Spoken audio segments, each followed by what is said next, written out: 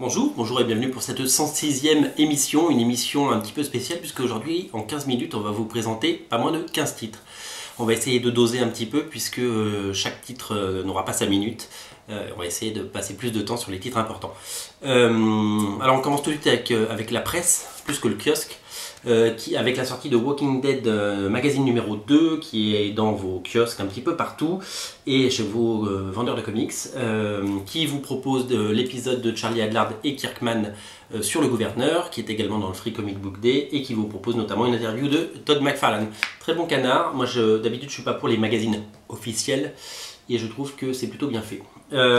Également chez Delcourt, la sortie de l'excellent Star Wars Comics Magazine, notamment consacré à l'encreur et dessinateur Tom Palmer, qui travaille un petit peu maintenant beaucoup avec John Romita Jr., mais qui a été dessinateur sur Star Wars, avec un dossier, une interview, une BD. Alors c'est du old school, hein, c'est du vintage comme on dit. Elle est où? Je ne trouve... Voilà, c'est ça. C'est du old school. La couverture est signée Paul Renaud et je dois dire que ce reboot de l'univers Star Wars en comics et en kiosque, bravo Delcourt parce que c'est hyper chouette. Je m'étouffe. Chez Panini, la sortie de Comic Box numéro 82, un numéro tout abîmé puisque j'ai voyagé avec, mais largement consacré à Iron Man et bien entendu des interviews de Salvador Larroca, de Gabriel Ba, Fabio Moon, les jumeaux, également j'oublie Ted Naïf. Voilà un numéro bien complet comme tous les 2 mois avec des comics un peu comme à chaque fois dispensables à l'intérieur, quelques petites boulettes à la fin, mais bon avec du Roy Liefeld à la place de Rob Liefeld, avec le contenu du Rocketeer Adventures qui est pas le bon, enfin voilà des petits détails, mais sinon c'est toujours un plaisir à lire et c'est surtout quand vous l'emmenez en vacances vous avez plein de choses à lire et je l'ai dévoré. Également, et puis une pub pour notre copain de la sélection comics, regardez. Tadam, la sélection comics en 2e de couverture. Si vous n'écoutez pas la sélection comics, tapez laselectioncomics.fr, c'est une émission radio tous les jours, vous allez adorer. Également, ça je suis hyper fan parce que les mecs c'est des geeks et c'est des bons. C'est le numéro numéro 24 de Cinématiseur, je le dévore. Quand je le reçois, je le lis. C'est joli le jaune et le rouge là. Hein. Je le dévore et là il est largement consacré à Trans de Danny Boyle, un réalisateur qu'on adore depuis Trainspotting et même avant pour les plus vieux d'entre nous. Voilà pour le rayon presse on va dire. Alors je vais vous parler un petit peu des comics qui sortent. On va commencer évidemment par Urban puisque grosse actualité chez Urban, j'ai pas tout mais j'en ai une bonne partie. J'ai profité de notre week-end de 4 jours pour lire du comics avec la ressortie enfin, merci Urban, de Batman Silence dans une intégrale en 1 volume, un énorme pavé comme vous pouvez le voir, avec pas moins de 80 pages de bonus, je vous les montre, je vous montre les 80 pages, on n'a pas le temps, donc c'est vraiment une super édition, des grandes pages, et ça c'est toujours bien d'avoir Batman et les Jim Lee sur des grandes pages, et c'est surtout que donc c'est l'intégrale, c'est les 12 numéros dessinés par Jim Lee et scénarisés par Jeff Lobb, où Batman va rencontrer tous ses alliés et tous ses ennemis dans une aventure mystérieuse. Qui est le mystérieux Hush, qui est cette personne qui frappe aveuglément autour de lui. Voilà, il y a du Batman, il y a du Superman, il y a du Catwoman, il y a du Joker, il y a tout le monde, et il y a du Robin. Non, c'est vraiment super chouette. J'ai une vraie affection pour ça, je les ai en... Alors ça, c'est la 4e fois que je crois que je les achète. Je les ai en single, en absolute. Je dois avoir l'édition en noir et blanc qui devrait sortir chez Urban à la fin de l'année. Et j'ai cette édition là, vous voyez, donc j'adore. Et puis ça va super bien à côté de mon Superman pour demain et tout le reste édité chez Urban. C'est un grand format, et parce que ça à côté, ça c'est le format comics habituellement. Et ce qui me fait ma transition, puisque nous allons parler de ce chef-d'œuvre qui est American Vampire numéro 2. Alors c'est la suite du premier tome. Le premier tome était scénarisé par Scott Snyder, le scénariste de Batman bien entendu, et dessiné par Sean Murphy, l'incroyable Sean Murphy, qui s'est fait remplacer par une brute épaisse qui s'appelle Dustin Nguyen, qui a livré des pages mais d'une beauté. Je crois que c'est son meilleur travail. Moi je suis fan de ce mec là depuis les Authority qu'il avait fait en fill-in quand Spike Lee était parti sur New X-Men il y a plus de 10 ans. Je suis fan de ce mec là sur les Batman qu'il a pu faire, sur les Authority Revolutions. Il a fait du Batman après Jim Lee, si je me souviens bien. Enfin, c'est génial. Il a fait des épisodes scénarisés par Paul Dini. J'adore ce type. Et ça, je l'ai dévoré. Je l'ai lu d'une traite, c'est génial.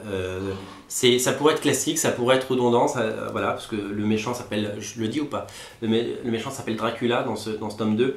Et j'ai pas encore lu la série principale qui ressort chez Urban le mois prochain, donc je vous en reparlerai. Mais ça, c'est un vrai bonheur, American Vampire Legacy. C'est quasiment la suite, presque 10 ans après, du premier tome que je vous en ai parlé, je l'adorais, ça faut le lire. Même si vous lisez pas la série principale, si vous voulez pas dépenser 70 € pour tout racheter, lisez cette série, je crois que le volume coûte 14 €. C'est génial, c'est sanglant, c'est bien écrit, on s'attache au personnage, on voyage, c'est super. Voilà, je passe un peu de temps là-dessus parce que c'est merveilleux. Toujours chez Urban, alors ça c'est un autre coup de cœur, on reste dans les rouges, hein, vous voyez, tout en transition, j'ai bossé cette semaine. Avec le second tome, c'est les tomes 2 en ce moment chez Urban, de Batwoman version New 52, avec toujours J.H. Williams au scénario et aux couvertures. Mais il s'est fait aider pour les dessins parce qu'il ne peut pas tout faire, ce monsieur, par 2 dessinateurs. Une dessinatrice qui s'appelle Amy Reader et Trevor McCarthy qui avait déjà dessiné du Batman, notamment, vous souvenez-vous, en kiosque qui était sorti chez Urban, les Gates of Gotham, la mini-série scénarisée par Snyder encore. Ce mec là est une brute épaisse et je vais vous montrer des dessins. Alors ça, voilà, ça c'est du Trevor McCarthy. Pourquoi il y a 2 dessinateurs? Parce que je crois qu'Amy Reader ne s'est pas bien entendu ni avec DC ni avec J.H. Williams 3 et qu'elle a été débarquée en cours de route. Pourtant ces pages sont vraiment de haute tenue et c'est vraiment une très grande dessinatrice et je lui essaie de rebondir parce que je crois qu'elle est très fâchée avec DC Comics et qu'elle n'est pas prête de rebosser chez DC. Et en bonus, on a un cadeau, c'est l'épisode 0 qu'ils ont mis en début. Alors, le principe des épisodes 0 chez DC, c'était de re-raconter dans l'univers des New 52 les origines des personnages. Et il se trouve que les origines de cette Batwoman ne sont pas très vieilles. Mais J.H. Williams trouve un angle très intéressant. Et c'est surtout qu'il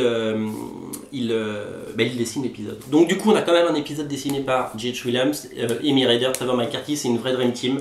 Il y aura au moins un 3e tome, puisque je crois qu'il quitte la série vers le numéro 19-18.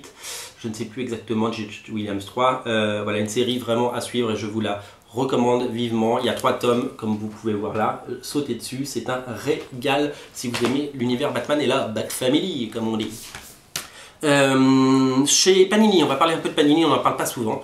2 coups de cœur en début de mois, avec la sortie des Fugitifs, The Runaways. Alors, ça a été un fiasco éditorial, hein, cette série chez Panini, puisqu'il y a eu des mini-monsters, des deluxe, et maintenant ça arrive en 100%.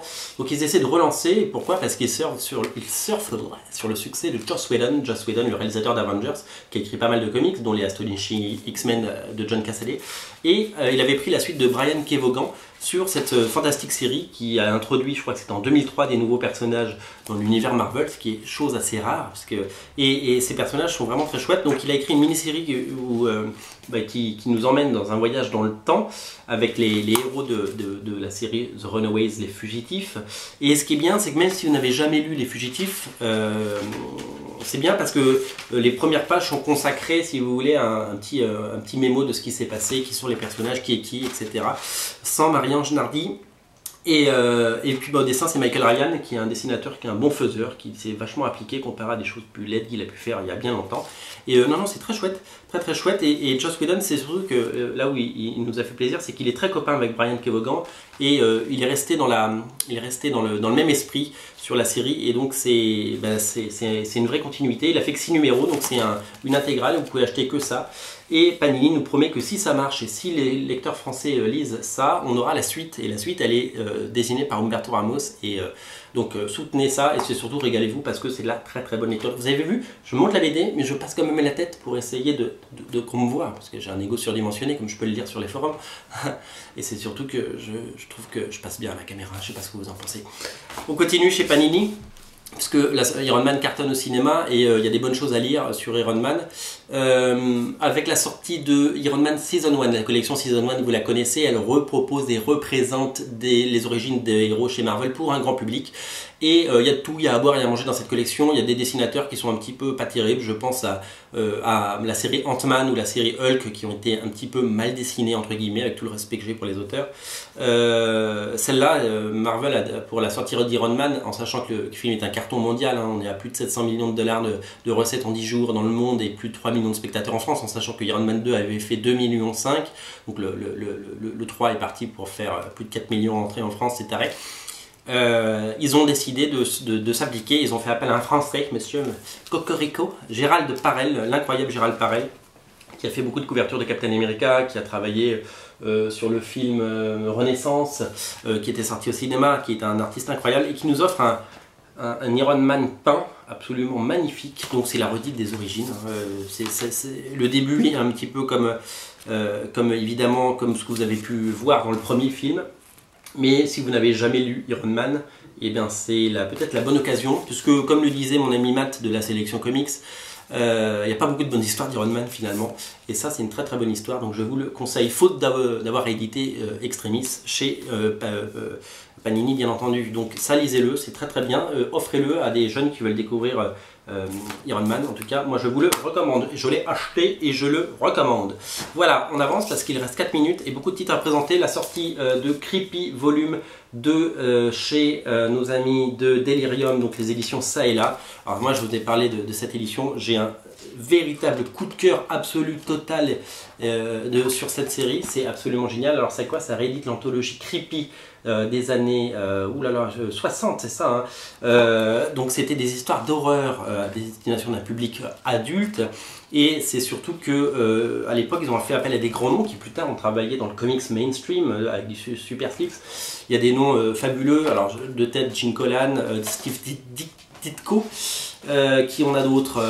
On a Archie Goodwin bien entendu, je vais vous les citer comme ça, John Srevrin, Neil Adams, ça fait une histoire, on a donc Gene Colan, George Kuska bien entendu, Alex Stott, enfin voilà, c'est une formidable merveille. J'annonce, nous sommes à 11 minutes 50, comme je veux pas bâcler ça, on parlera pas des derniers titres et on en parlera dans la prochaine émission, je vous le promets. Parce que je veux vraiment que les gens se rendent compte que Creepy volume 2, c'est génial. Le volume 1 était magnifique. Il y a une autre anthologie qui s'appelle Eerie, qui est plus fantastique, plus avec des monstres. Là, on est plus sur de l'horreur et de la magie. Et c'est génial. La couverture est signée Monsieur Frank Frazetta, bien entendu. Et ça, c'est des super bouquins, 30 €, 27 €. Vous voyez, même pas le prix d'un kebab à Paris.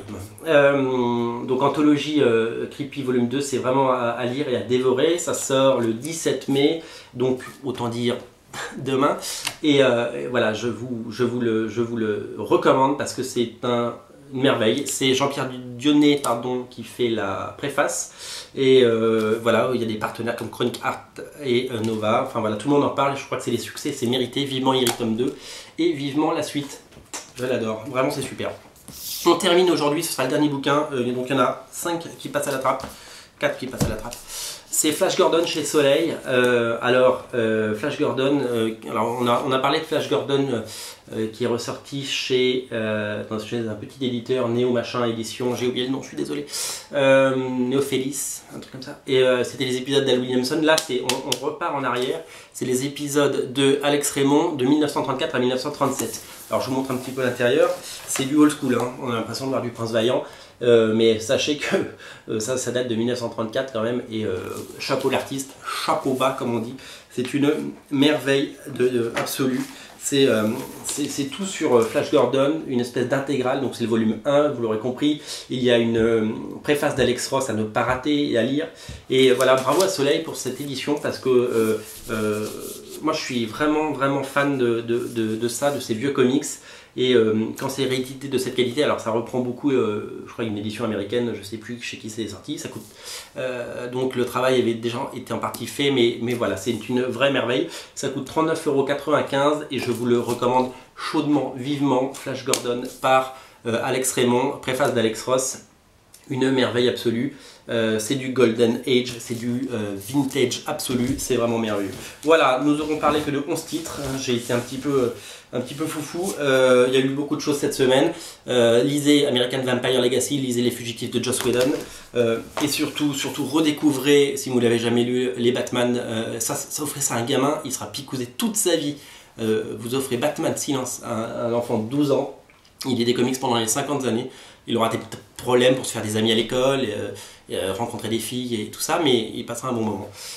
Batwoman, tome 2, également chez Urban, voilà, il y a beaucoup de choses. Et voilà, lisez des comics, offrez des comics, allez sur Comics Place, rendez-vous très bientôt pour la 107e émission, je vous remercie. N'oubliez pas de partager l'émission sur Facebook, sur Twitter et sur votre site et sur votre blog.